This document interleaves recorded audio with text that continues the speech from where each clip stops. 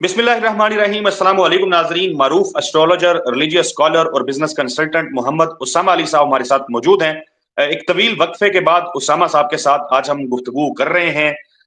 पेश गोइयां भी लेंगे, मुख्तलिफ जो मामलात हैं उसके ऊपर भी बात करेंगे। सबसे पहले तो उसामा साहब आपको बहुत बहुत मुबारकबाद उम्रे की। आपको एक दफा फिर यह सआदत मिली, इस हवाले से भी एक तो शेयर करें, आपका सफर कैसा रहा, कैसा कैसी रही आपकी जियारतें।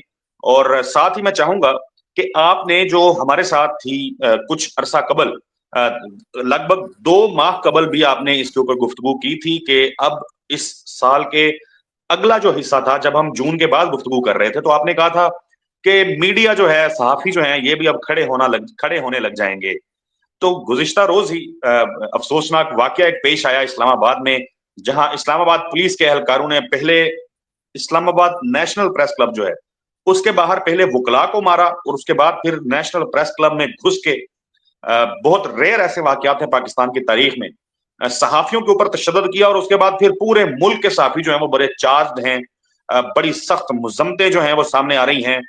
हुकूमत की दौड़ें लगी हुई हैं। वजीर मुमलिकत तलाल चौधरी ने आके माफी मांगी है, माजरत की है, माजरत को सहाफियों ने मुस्तरद कर दिया है। आज जब ये वीडियो लोग देख रहे होंगे जुमे के रोज, तो मुल्क भर में सहाफी जो हैं वो योम स्याह मनाएंगे। एहतजाज किया जाएगा, रैलीज होंगी हुकूमत के खिलाफ, हुकूमत की फस्तायत के खिलाफ। तो सर, क्या है ऐसा जो आपने को प्रिडिक्ट किया था? क्यों आपने ये प्रिडिक्ट किया था? और अक्टूबर का आगाज हुआ है, और क्या कुछ अक्टूबर में देखना पड़ेगा? कश्मीर के अंदर भी एक सिचुएशन डेवलप हुई है। तो ये सारे मामलात हैं जिसके ऊपर मैं चाहूंगा कि आप बात करें, लेकिन उम्रे के सफर से अपना जो है वो आगाज प्लीज कीजिए। बिस्मिल्लाहिर्रहमानिर्रहीम, अल्हम्दुलिल्लाहि रब्बिल आलमीन, अल्लाहुम्मा सल्लि अला मुहम्मद व आले मुहम्मद। देखें, उम्रे के लिए तो मेरी अल्हम्दुलिल्लाह अल्लाह ताला ने ये सादत जो है नसीब फरमाई। लेकिन मैं समझता हूँ कि इसमें जो आप मेरे व्यूवर्स के लिए, आपके व्यूवर्स के लिए जो एक सलाह है वो ये है कि इसको जितनी दफ़ा करेंगे उतनी ही बार आप ज़्यादा इसमें एक्सपर्ट होते जाएंगे, और फिर ही जाके इसके असल फ्रूट्स को इंजॉय कर पाएंगे। एहतियात जो है इसमें बहुत ही लाजिम है इस सारी एक्सरसाइज में, और जो जब फर्स्ट टाइम आप जाते हैं तो शायद वो उस तरीके से आप लोग नहीं कर पाते। सेकेंडली, इसमें एक बड़ा नुक्ता अहम जो मैंने एक्सपीरियंस किया कि ये जो जद्दा से या हम शुरू से ये हराम बांध लेते हैं, ये बहुत ज़्यादा हैक्टिक वो होता है कि आप थके हारे मक्का एंटर होते हैं, बहुत मुश्किल हो जाता है हरम में उम्रे को सही फ्रेशनेस के साथ जैसे कहते हैं अदा करना। तो जो एक्चुअल मिकात हैं, जो 3 जगह हैं, वैसे तो टेक्निकली मदीना जाना चाहिए और वहाँ से 2 दिन स्टे करके हाजिरी दे के सलाम करके फिर वहाँ से आपको मिकात से जाना चाहिए, टेक्निकली तैयार होके आराम बांध के मिकात की जगह से। और वरना फिर अगर जद्दा उतरे तो फिर जोफा जाएं स्पेशल। लेकिन सब रोकेंगे कि इधर क्यों जा रहे हो, भी मिकात बताई गई है तो उसी से शुरू करना चाहिए, ना कि जहाज़ों के अंदर से नीयतें। क्योंकि पिछली दफ़ा ऐसे ही सब हुआ, लोगों के किए किराए पे उम्रा हुआ, लेकिन इस दफ़ा की उम्रे ने मुझे ये बताया कि नहीं, अगर आप एहतियात करेंगे, जो चीज़ जहाँ की बताई गई है वहाँ से करेंगे तो जिस्म भी आंसर करता है। और दुआएं भी उधर ही टेस्ट करके चेक कर लिया था अल्हम्दुलिल्लाह कि वो वहीं की दुआएं कर लें ऐसी जो आपको वहीं पता चल जाए कि ये पूरी होगी तो इसका मतलब बाकी भी पूरी होगी।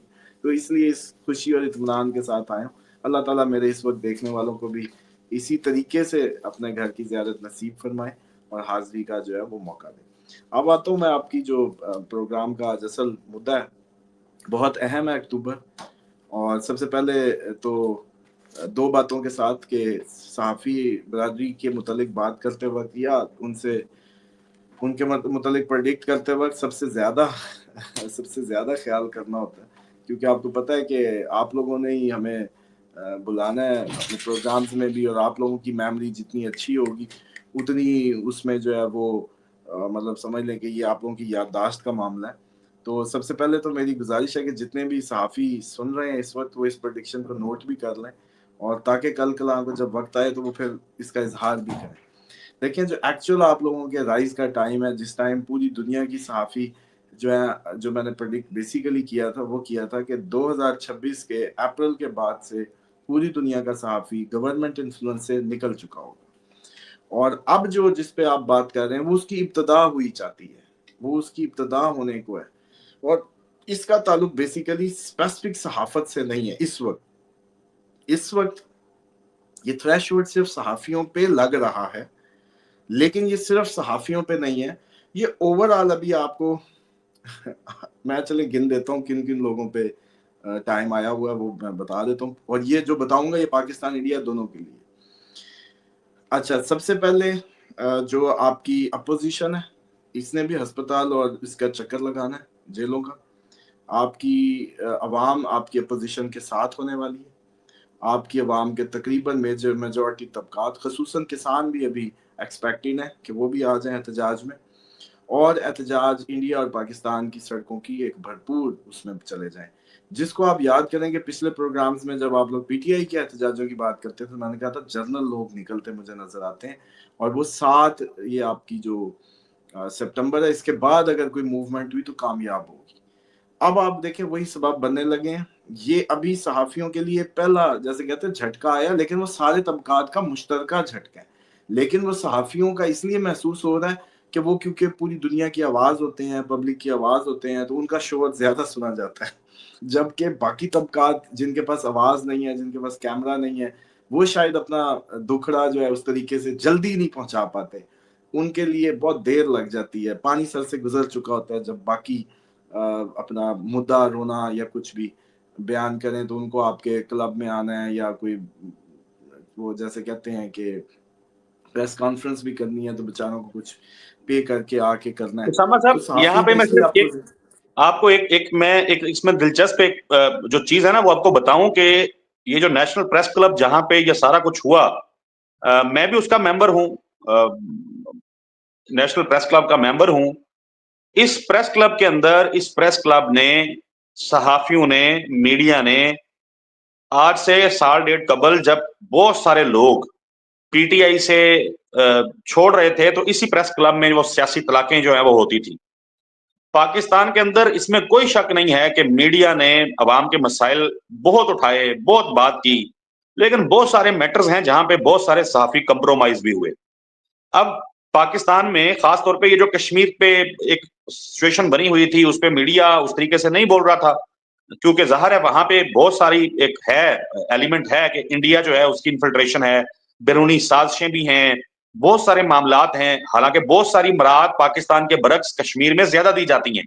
جو سہولتیں، جو مراعات پاکستان میں نہیں ملتی وہ آزاد کشمیر میں پاکستان اپنے بجٹ سے ان لوگوں کو دیتا ہے۔ اس کے باوجود چلیں لوگ نکل آئے، ان کے مطالبات جائز تھے، نہیں جائز تھے، لیکن میڈیا میں اس طرح بات اس پہ نہیں ہو رہی تھی۔ لیکن دیکھیں کہ وہ میڈیا، وہ نیشنل پریس کلب جو اس موجودہ حکومت کو، اس موجودہ نظام کی بھرپور سہولت کاری کرتا رہا ہے، اس پریس کلب کے اوپر بھی حملہ ہو گیا ہے۔ یعنی اب اس کو کس طریقے سے بیان کیا جائے اس دکھ کو؟ صحافیوں کا گھر ہے، صحافیوں کی قربانیاں جو ہیں وہ ڈھکی چھپی نہیں ہے کسی سے، تو یہ بڑا افسوسناک ایک پہلو تھا نیشنل پریس کلب کے اوپر پولیس کا اندر جانا اور جا کے صحافیوں پر تشدد کرنا۔ تو سر آپ 2026 کے بعد کر رہے ہیں بات، اپریل 2026 کے بعد، تو آپ سمجھتے ہیں کہ اب یہ جو ایونٹ ایک کریٹ ہو گیا اکتوبر کے ابتدا میں ہی، یہ اب بنیاد بنے گا حکومت کے خلاف صحافی جو ہیں وہ زیادہ متحرک ہونے کا جو سبب بنے گا وہ یہ ایونٹ ہوگا؟ جی بالکل، آپ بالکل درست فرما رہے ہیں کہ یہ اسی کی بنیادیں بننے شروع ہو گئی۔ ہم نے تو اینڈ ریزلٹ بتانا ہوتا ہے نا، ہم اب آپ کو اس کی بیسز میں نہیں جا سکتے، ہم اینڈ بتاتے ہیں۔ اینڈ پہ آپ کی پوری دنیا میں صحافی شور ڈال رہے ہوں گے اگینسٹ دا گورنمنٹس، اور کھلا کے۔